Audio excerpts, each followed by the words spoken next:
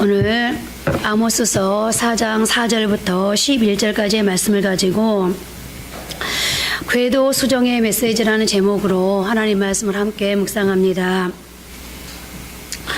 아모스서 1장과 2장에서는 이스라엘이 큰 위기에 빠졌다는 것을 보여주었습니다.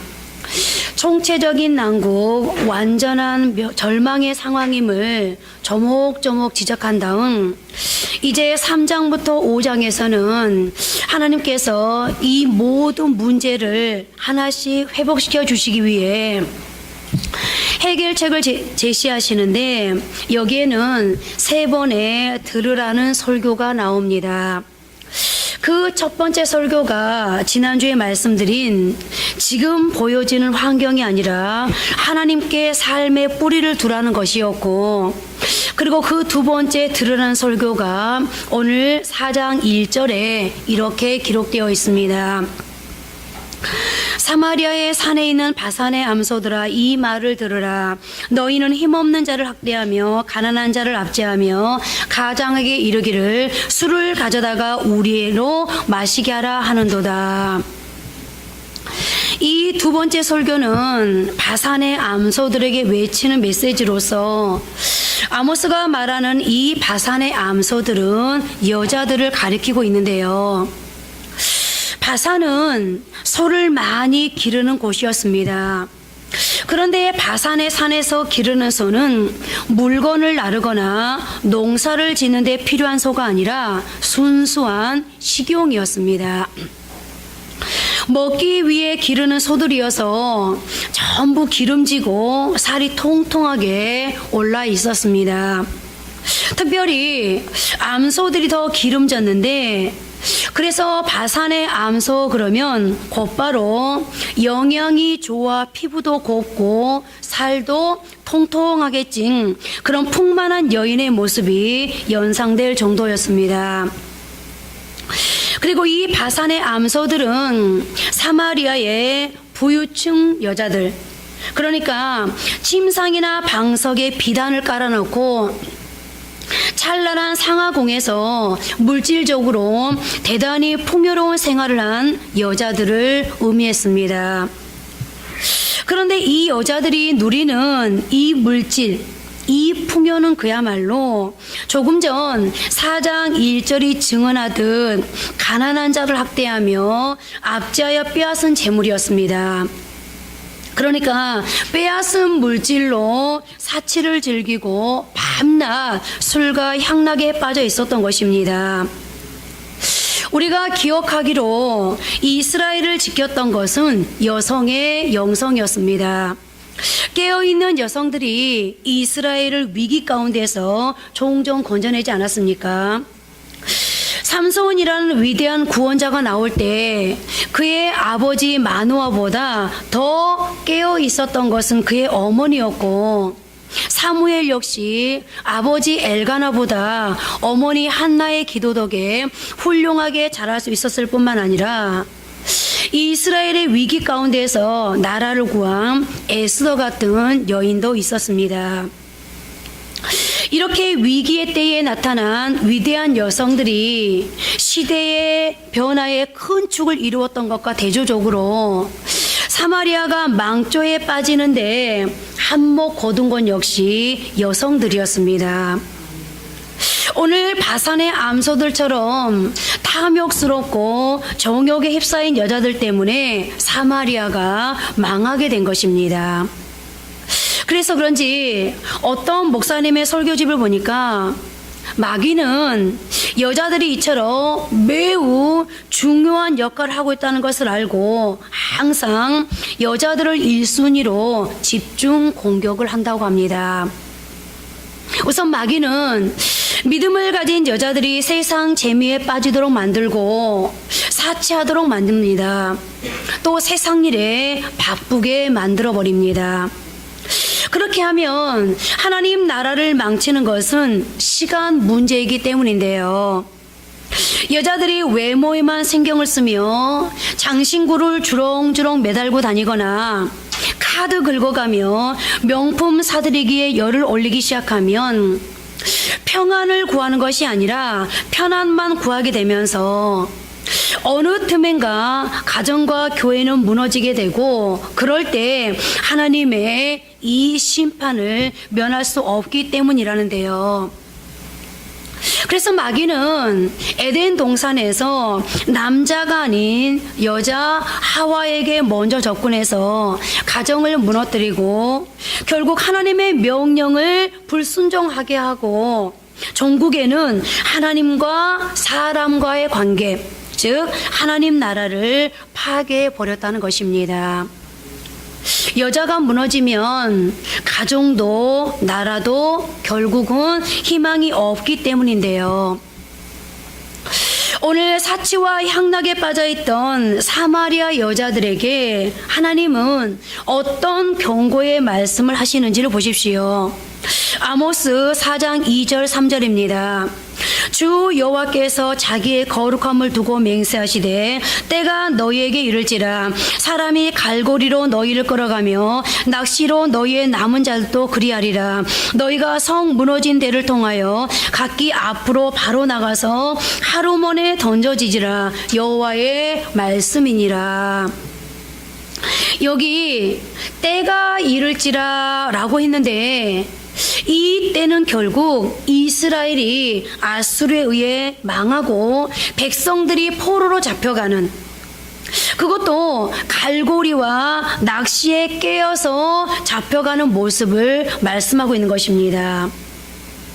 그런데 더 안타까운 것은 그렇게 포로로 잡혀가 하루몬에 던져지리라 라고 했는데, 이 말씀과 똑같은 뉘앙스로 기록된 말씀이 아모스 8장 3절에 나오는데, 마치 시체를 던지듯이 던져진다는 뜻으로 쓰여지고 있습니다.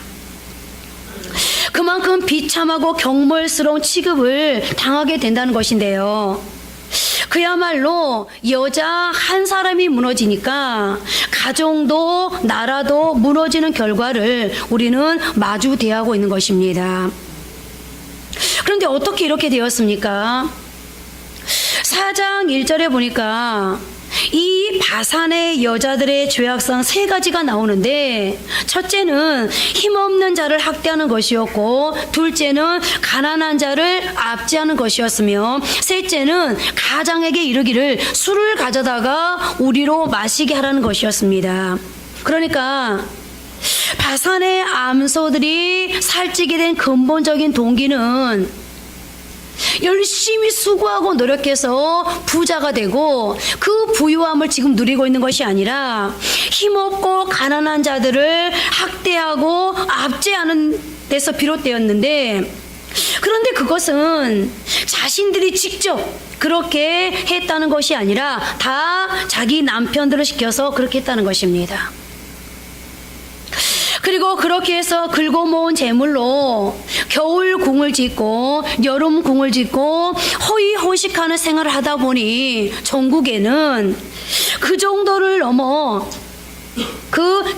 넘어서 이제는 자기는 손가락 하나 까딱하지 않고 남편에게 여보 술 좀 가지고 와요 라고 자꾸 바가지를 긁어대니까 남편들도 어쩔 수가 없어서 못 이긴 척하고 거기에 물들어 부부가 함께 부어라 마셔라 하면서 가정이 타락하고 나라가 무너지면서 결국 아수르에 의해서 멸망하고 백성들은 포로로 잡혀가는 비극을 맞이하게 되었습니다.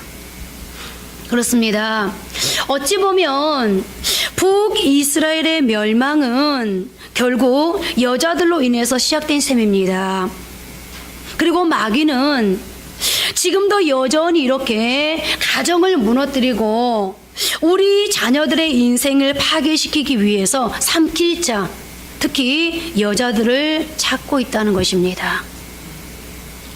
우리 한생명 비전교회 여성 의원님들은 이렇게 마귀에게 속아 가정과 남편 그리고 자녀들에게 어려움을 가져다주는 그런 성도들 없으시길 바랍니다.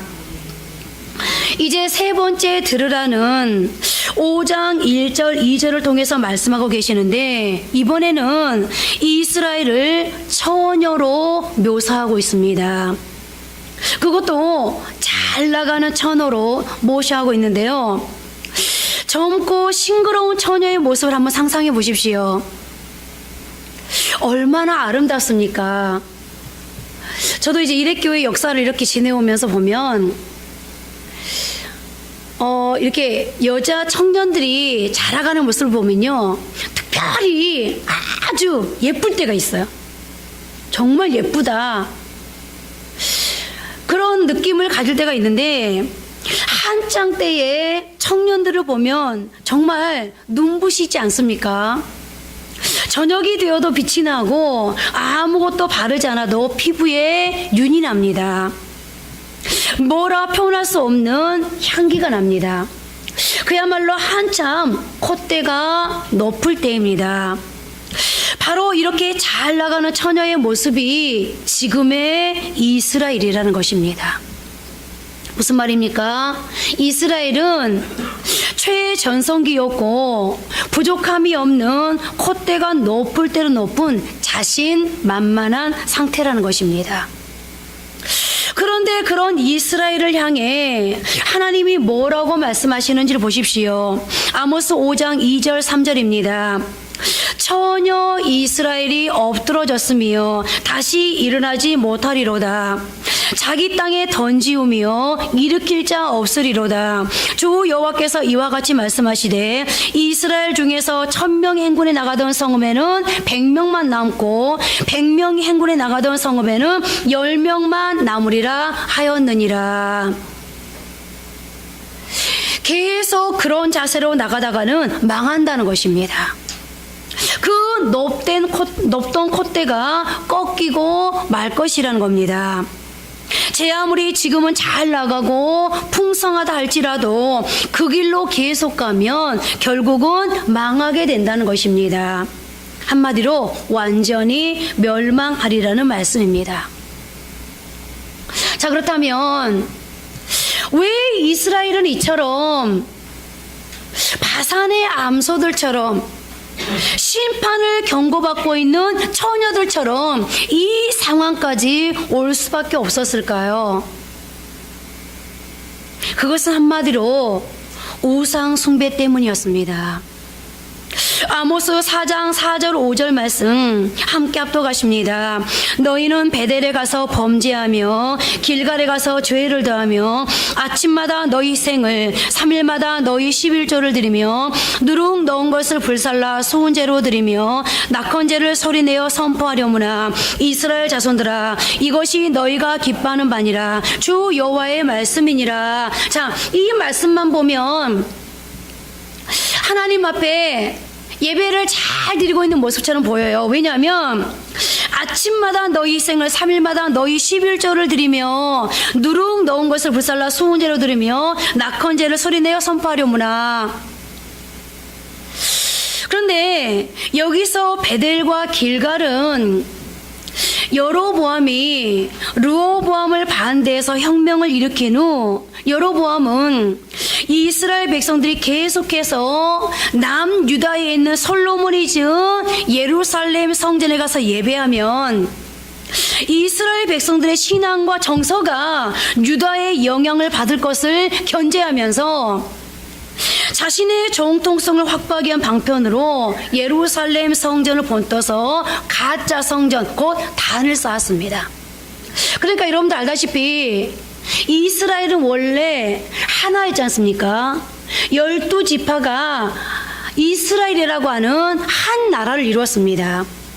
그런데 사울, 다윗, 솔로몬 이 세 왕이 왕자를 지킬 때에는 나라가 하나였는데 그 아들 르호보암이 왕이 되어지면서 여로보암이 반역을 일으켜서 나라가 두 쪽으로 나뉘었습니다. 그러니까 하나님께서 이스라엘 백성들에게 명령한 절기를 지킬 때마다 이스라엘 백성들은 어디에 가서 예배를 드렸어요?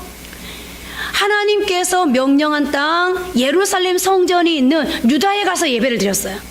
그런데 북이스라엘이 이제 열 지파가 북이스라엘 형성하면서 계속해서 여로보암이 가만히 보니까 북이스라엘 백성들이 어디 가서 예배드려요? 남유다 땅에 가서 예루살렘 성전 가서 예배를 드리는 거예요. 그러니까 여로보암이 위기감을 느낀 거예요.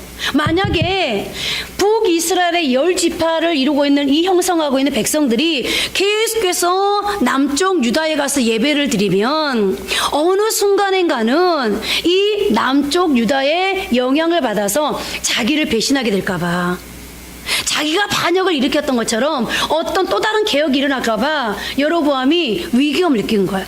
그러니까 북이스라엘 백성들이 남유다에 가지 못하게끔 어떻게 했다고요? 베델과 길갈에 예루살렘 성전을 본따서 자기가 단을 만든 거예요.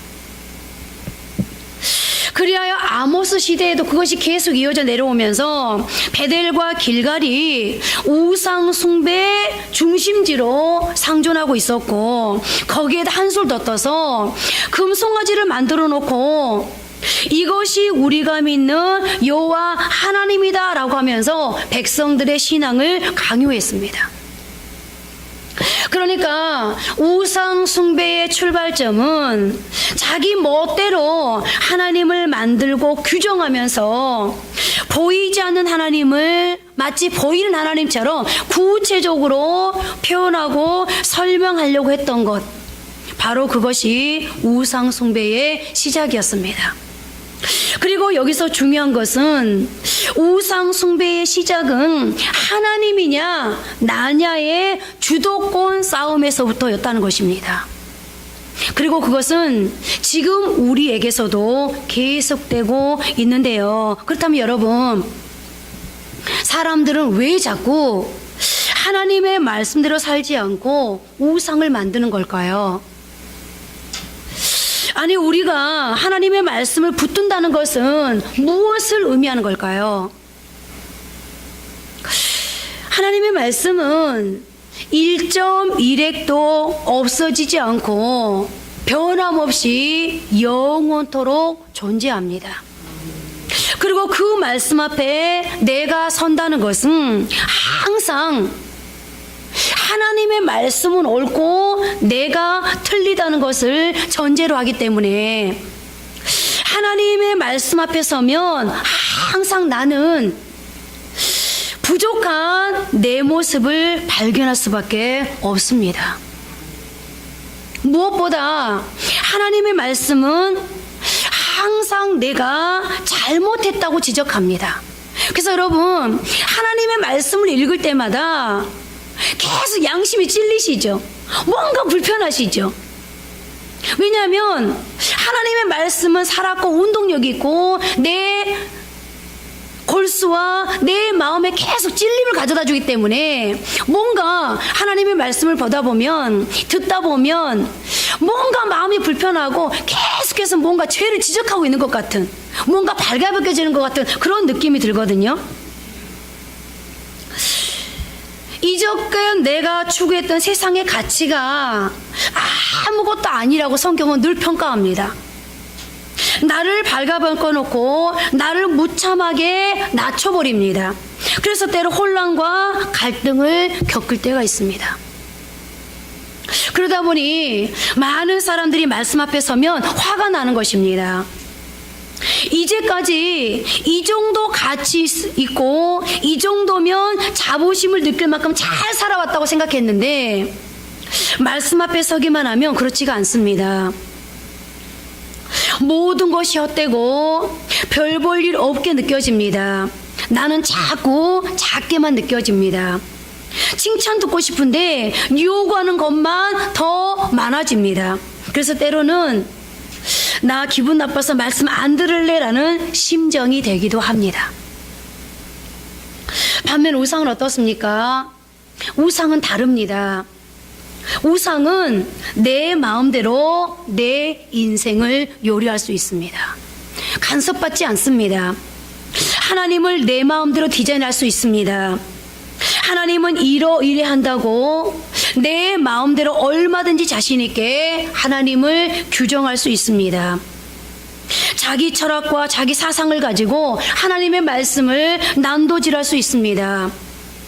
이것은 이래서 틀렸고 저것은 저래서 틀렸다고 지적할 수 있습니다. 자기가 하나님에 대해 판단할 수 있고, 자기가 심판할 수 있고, 자기가 기준이 될 수 있고, 자기만 옳고 다른 사람들은 다 틀렸다고 말할 수 있는 것, 이것이 우상이 가져다주는 매력입니다. 오늘 베델과 길갈에 자기들이 원하는 우상을 만들어 놓고 흡족해하는 것, 그것이 이스라엘의 우상 숭배였습니다. 아니, 그들은 우상을 따른 것처럼 보였지만 사실 우상은 자기 욕심의 화신이자 자기 투영이었습니다. 무슨 말입니까? 결국 우상 숭배는 내 멋대로 하겠다는 것이었습니다. 마치 사사시대의 사람들이 각기 자기 소견에 옳은 대로 행한 것처럼 말입니다. 그러니 이것은 단순한 우상 숭배가 아니라 결국은 우상이냐 하나님 말씀이냐를 선택하는 주도권 싸움이었던 것입니다. 하나님께서는 사무엘상 15장 22절에서 아말렉을 멸절하라는 명령을 불순종했던 사울에게 이렇게 말씀하셨습니다. 사무엘이 이르되 여호와께서 번제와 다른 제사를 그의 목소리를 청정하는 것을 좋아하심같이 좋아하시겠나이까. 순종이 제사보다 낫고 듣는 것이 수양의 기름보다 나으니. 자기 멋대로 제사 드릴 때, 또 자기 멋대로 하나님의 말씀을 어기고 앞서갔을 때, 하나님께서 말씀하시는 핵심은 순종이 제사보다 낫고 듣는 것이 수양의 기름보다 낫다는 것이었습니다. 적어도 신앙만큼은 우리가 주도적으로 알아서 하는 것이 아니라 하나님 말씀대로 순종하는 것이 가장 중요하다는 말씀인 것입니다. 그렇습니다. 내 삶의 주도권이 100% 나에게 있다면 그것은 우상 숭배입니다. 그러나 반대로 내 삶의 주도권이 어떤 경우에도 하나님이라는 것을 인정하고 주님 앞에 내어놓는 것, 주님 뜻대로 살기로 결심하는 것, 내가 가지고 있는 모든 철학, 사상, 이론을 뛰어넘는 가장 탁월한 진리의 말씀, 그 말씀이 옳기 때문에 그 높은 수준의 말씀대로 순종하는 것, 그것이 신앙입니다. 성도의 최고의 권위를 하나님의 말씀에 두고 내 판단이 아니라 하나님의 말씀대로 따라가는 것, 하나님 말씀만이 정답이요 삶의 원리임을 믿고 신뢰하는 것, 그것이 신본주의의 신앙입니다. 그러나 우리는 어떻습니까? 우리의 본능은 언제나 자기 멋대로 하고 싶어 합니다. 내 마음대로, 내 원대로 하고 싶어 하는 욕망이 있습니다. 물론 우리는 의식적으로 우상 숭배하겠다고 생각한 적이 없습니다. 아니, 우상 숭배에서 벗어나려고 갖은 노력을 다하는 사람들 중에 한 사람입니다. 그러나 이미 우리 안에는 우상 숭배의 본질적인 씨앗이 배태되어 있고 우상 숭배의 뿌리가 내려져 있습니다.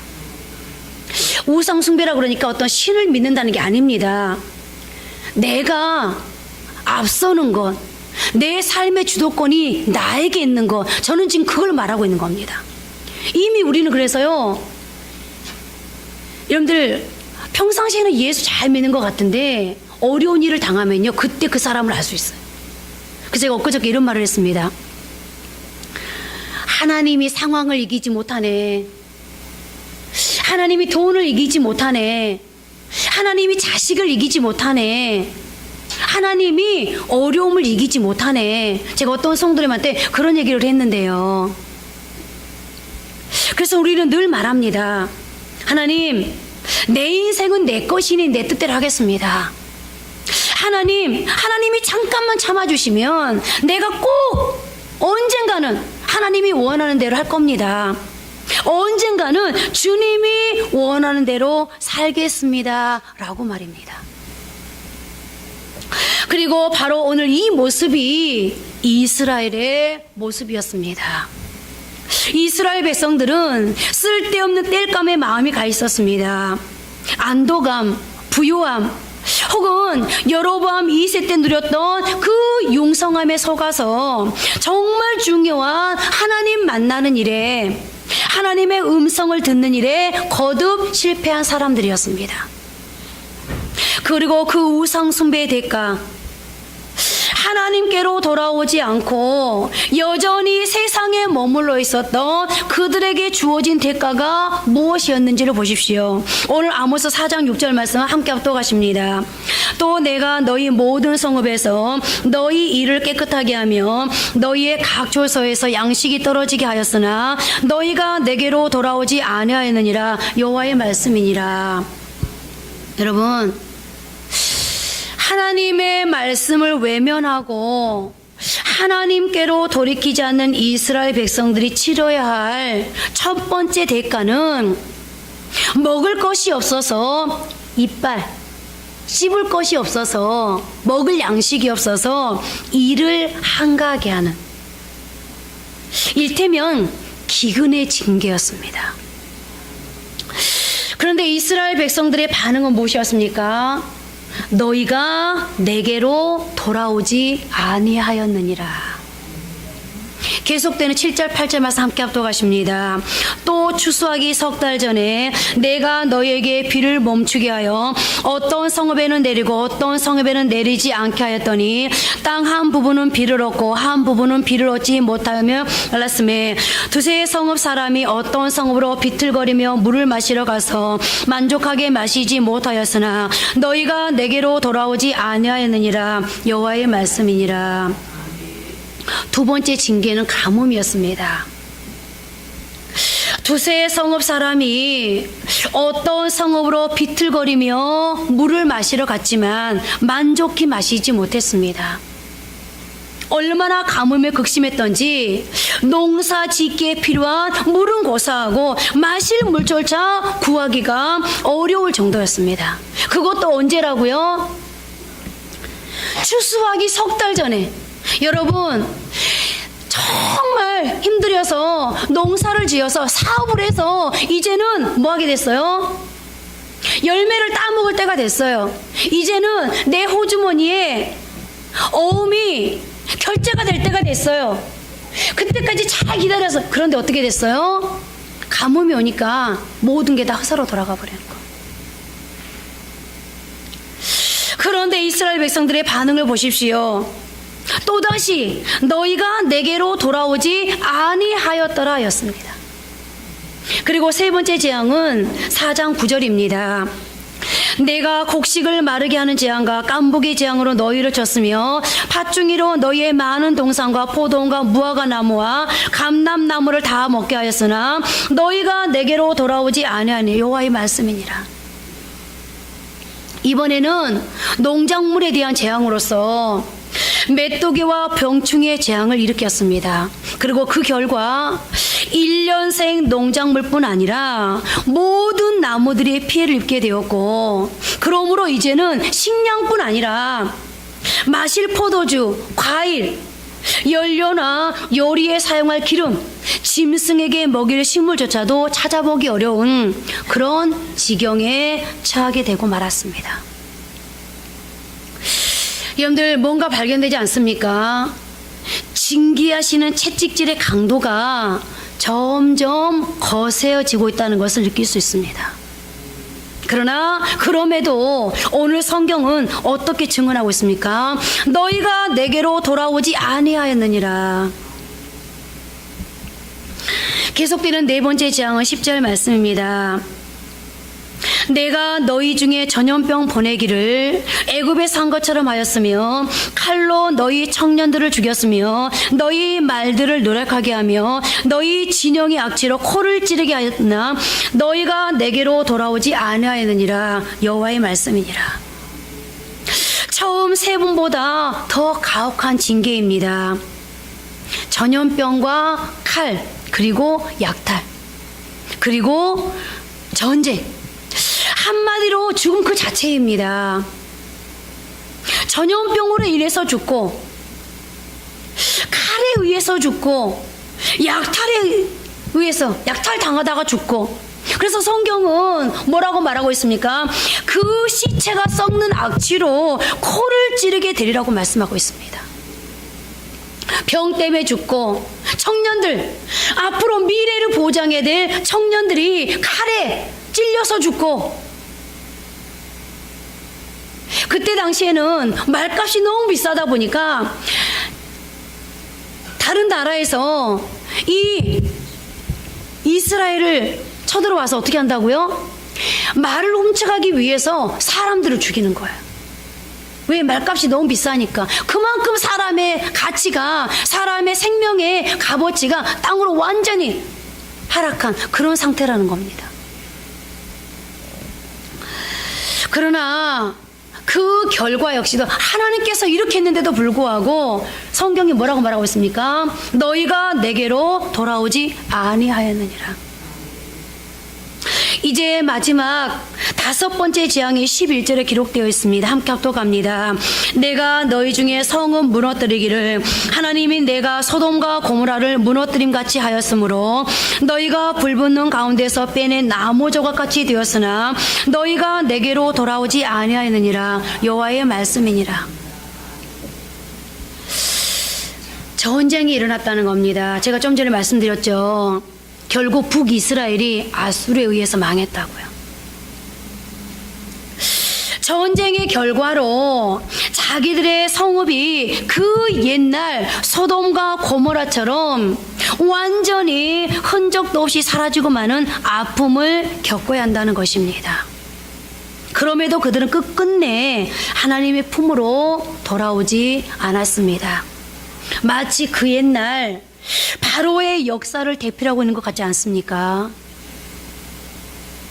그렇다면 여러분, 왜 이런 여러 가지 고난이 사마리아의 북이스라엘에 임할 수밖에 없었을까요? 이유는 단 하나, 하나님께 돌아오도록 하기 위해서였습니다. 오늘 아모스서 4장 12절 말씀입니다. 함께 합독하십니다. 그러므로 이스라엘아, 내가 이와 같이 내게 행하리라. 내가 이것을 내게 행하리니 이스라엘아, 내 하나님 만나기를 준비하라.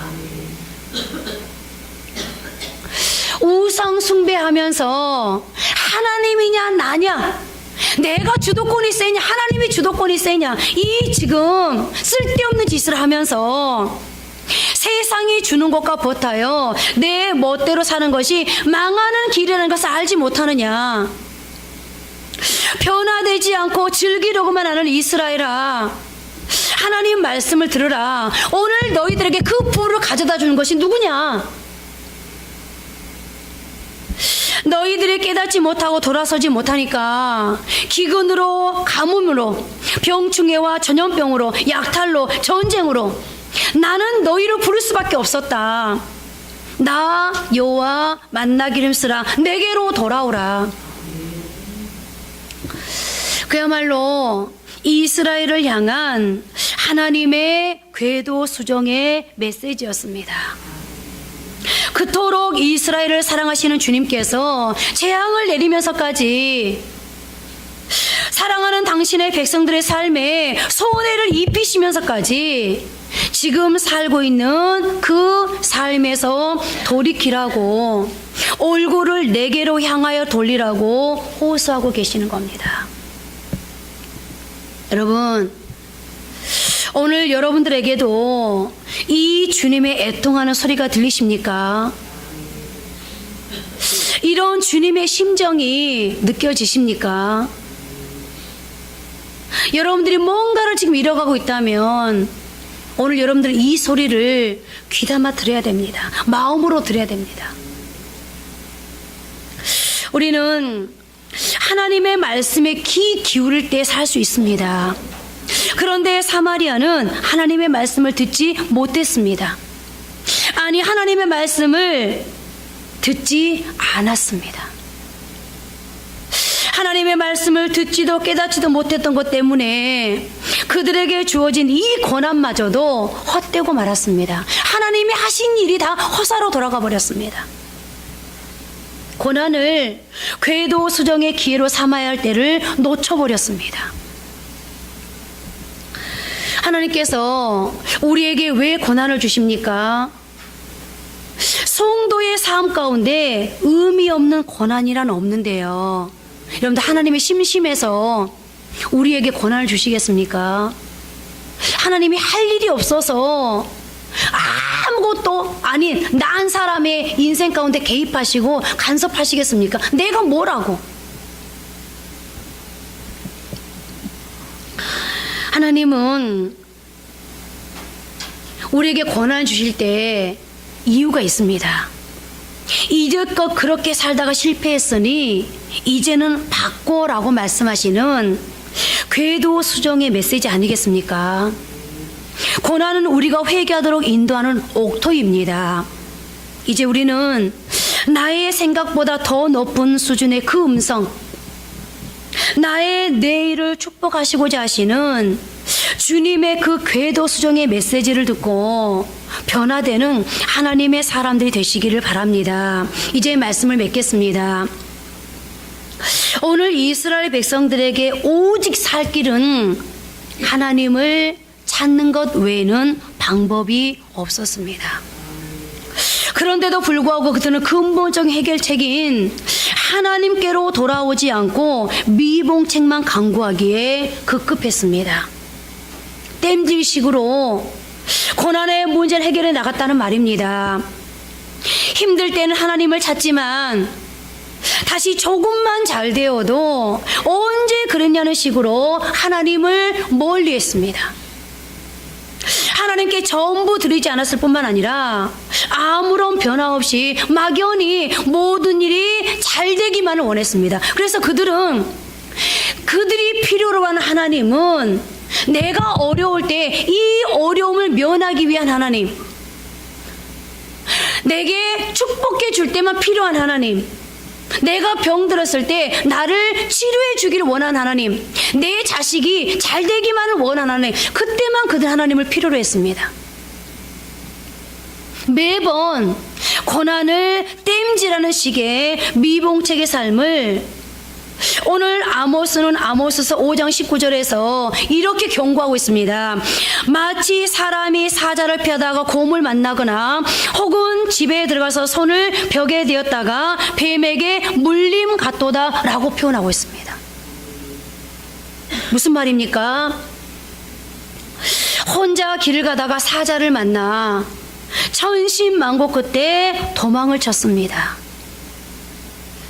그런데 다시 곰을 만나 생사를 건 사투 끝에 겨우 목숨을 부지하고 집으로 돌아왔건만 집으로 돌아와 집안에서 뱀에게 물려 죽는다는 이야기입니다. 얼마나 안타까운 상황입니까? 그러나 이것이 이스라엘의 운명이라는 겁니다. 하나님께 나아가지 않는 이스라엘의 말로가 이렇다는 겁니다. 여러분, 하나님의 수정 궤도의 메시지를 들었습니다. 그래서 뜨거워 그러면서 하나님 잘못됐습니다. 그런데 그것이 얼마 가지 못했습니다. 하나님을 이용한 겁니다. 그러니까 하나님께서 오늘 아모스를 통해서 또 한 번 경고합니다. 내가 사자를 만났니? 겨우 사자 피했어. 그런데 곰을 만났어. 겨우 곰에게 이겼어. 그런데 집에 와서 아무렇지도 않은 사자보다 곰보다 훨씬 약하다고 여겼던 뱀에게 물려 죽는 것처럼 너희가 그렇게 될 거라는 거예요. 이제 우리는 알아야 합니다. 근본적인 대책을 세우지 않은 채 언제나 눈앞의 어려움만 피하고 보는 미봉책의 인생은 고난으로 점철되다가 종말을 맞고 만다는 것을 말입니다. 삶 전체를 주님께 드리지 않고 어려움이 있을 때만 기도하고 부르짖다가 평안할 때는 다시금 하나님을 외면하는 인생, 사자를 피하려다가 곰을 만나고 곰을 피하려다가 뱀에 물려 죽을 인생이 우리네 인생사라면 이제 우리는 우리의 근본인 하나님께로 돌아가야 하지 않겠습니까? 오늘 이스라엘 백성들이 궤도 수정을 원하시는 하나님의 메시지를 무시하고 듣지 않으므로 얼마나 많은 것을 잃어버렸습니까? 여러분, 회개를 촉구했지만 회개하지 않는 유다 예루살렘을 향해서 하나님께서 내리실 재앙을 경고하는 요엘의 메시지 중에 이런 메시지가 있습니다.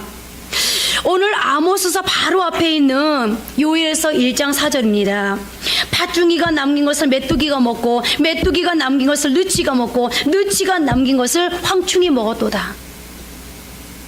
여러분 한번 생각해 보세요. 어떤 사람에게 재앙이 찾아왔는데 내가 뿌린 씨앗이 이제 막 싹을 틔웠습니다. 그런데 팥중이가 와서 먹어버렸습니다. 그나마도 남은 것을 메뚜기가 먹고 또 그나마도 남은 것을 느치가 와서 먹더니 또 그나마도 남은 것을 황충이 먹어버렸습니다. 그러니 남는 게 뭐가 있겠습니까? 왜요? 왜 이런 결과 같다고요? 궤도 수정의 메시지를 보내시는 선지자들을 통해서 돌아오라고 돌이키라고 말씀하시는 하나님의 메시지를 무시한 결과였습니다. 여러분, 우리 역시도 지금까지 이렇게 살면서 너무나도 많은 것을 잃고 살아왔지 않습니까? 이제 내 삶의 현장을 통해서 궤도 수정을 원하시면서 계속해서 사인을 보내고 계시는 하나님의 메시지를 듣고 삶의 궤도를 수정하심으로 이제는 계속해서 잃어버리는, 계속해서 마이너스 돼가는, 계속해서 뭔가가 무너지는 것과 흩어지는 것 같은 그런 인생을 살아가는 삶이 아니라 다시 하나님께서 회복시키시고 다시 세우시고 다시 채우시는, 다시 공급하시고 다시 축복하시는 그런 축복의 삶을 살아가는 성도들 되시기를 주님의 이름으로 축복합니다. 이제 한번 기도하겠습니다. 오늘 메시지를 생각하면서 지금 내 삶 속에는 어떤 하나님의 메시지가 있나,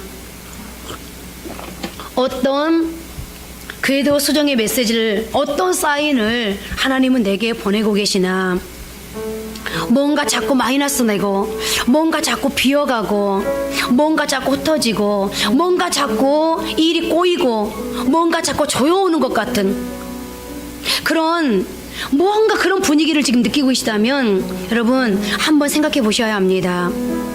하나님 앞에, 하나님, 내가 하나님께로 돌아가겠습니다. 내가 하나님께로 얼굴을 향하고 이제 하나님 뜻대로 살기로 다시 한번 결단합니다. 하나님 용서하시고 회복되는 축복을 하나님께서 다시 세우시고 다시 채우시고 공급하시는 그런 축복을 이제 허락해 주십시오. 기도하십니다.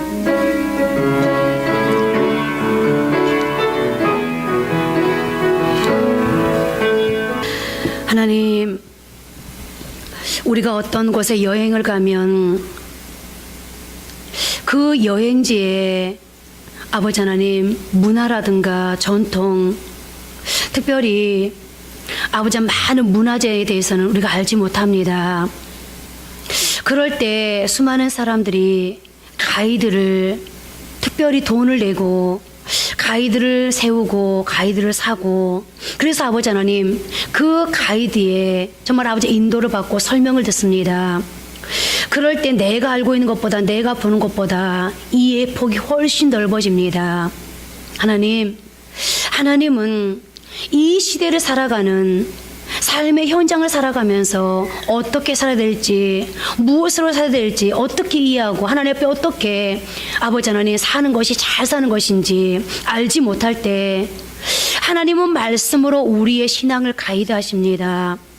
그래서 오늘 말씀은 이 시대를 살아가는 바로 나에게 주어진 불기둥이요 구름기둥입니다. 만약에 이스라엘 백성들이 광야길을 걸어가면서 불기둥 구름기둥을 무시했다면 그들은 광야에서 다 죽었을 것입니다. 가나안의 주인이 결코 되지 못했을 것입니다. 하나님이 우리에게 말씀이라는 불기둥 구름기둥을 주신 이유가 무엇이겠습니까? 인생 광야를 살아가는 우리에게 하나님께서 이 불기둥 구름기둥 말씀으로 가이드하시고 그러므로 우리에게 결국은 가나안의 축복을 주시기 위함 아니겠습니까? 오늘 그런데 이 아모스 말씀을 통하여서 불기둥 되어지고 구름기둥 되어진 말씀이 무엇입니까? 너희가 내게로 돌아오지 아니하면, 너희가 내게로 얼굴을 향하지 아니하면, 너희가 나냐 하나님이라는 주도권에서 하나님께 모든 삶의 주도권을 맡기지 않으면 너희 오늘 이스라엘 백성들처럼 계속해서 잃는 삶을, 어려움을 당하는 삶을, 인생이 꼬이는 삶을, 풀리지 않는 삶을, 손해보는 삶을 살 수밖에 없을 것이다 라고 하나님께서 우리에게 불기둥 구름기둥을 제시해 주면서 뭐라고 말씀하십니까? 이제 하나님께로 오라고 말씀하십니다. 우리의 살아가는 삶에 아버지 하나님 궤도를 다시 수정하라고 하나님께서 말씀하십니다. 그래야 너희가 살 수 있다고, 그래야 너희가 회복될 수 있다고, 그래야 너희 인생이 세워질 수 있다고, 그래야 너희가 하나님의 축복과 공급함을 받을 수 있다고. 하나님, 이스라엘 백성들이 지금 어떤 상황입니까? 너무 잘 살고 있는 상황입니다. 최전성기를 누리고 있습니다. 그런데 그것이 어디서 왔습니까? 하나님께로부터 왔습니다. 너희가 내게로 너희 인생을 돌이킬 때에 너희들의 그 삶이 유지될 수 있다고 말씀합니다. 하나님, 혹시 지금 우리 한상민 비전교회 성도들이 하나님 이 인생의 최선전기를 살아가고 있습니까? 그러기 때문에 하나님께로 가야 됩니다. 하나님, 어떤 성도들을 잃어가는 성도들이 있습니까? 아버지, 망해가는 성도들이 있습니까? 이 인생이 부도나기 일보 직전입니까? 하나님, 무너지기 일보 직전입니까? 그래도 하나님께로 가야 됩니다. 오직 살 길은, 오직 답은 하나님이기 때문입니다. 하나님, 잘 살아도 못 살아도 잘 돼도 안 돼도 오직 답이 하나님이라면 주님, 이 시간에 이 말씀을 우리 인생의 가이드 삼고 우리 인생의 불기둥 기름기둥 삼아서 하나님, 우리 한상민 비전 모든 성도들이 2018년을 하나님께로 돌이키시도록 주여 도와주옵소서. 하나님으로 이제 아버지 답을 삼고 하나님께 매달릴 수 있도록, 하나님을 부여잡을 수 있도록 주여 도와주셔서 이제 잘 사는 성도라면, 최전성기를 누리고 있는 성도라면 더욱더 복된 삶을 살아가게 하시고, 잃어가는 것이 있다면 이제 회복되어지는 그런 성도로 살아갈 수 있도록 하나님 축복해 주옵소서.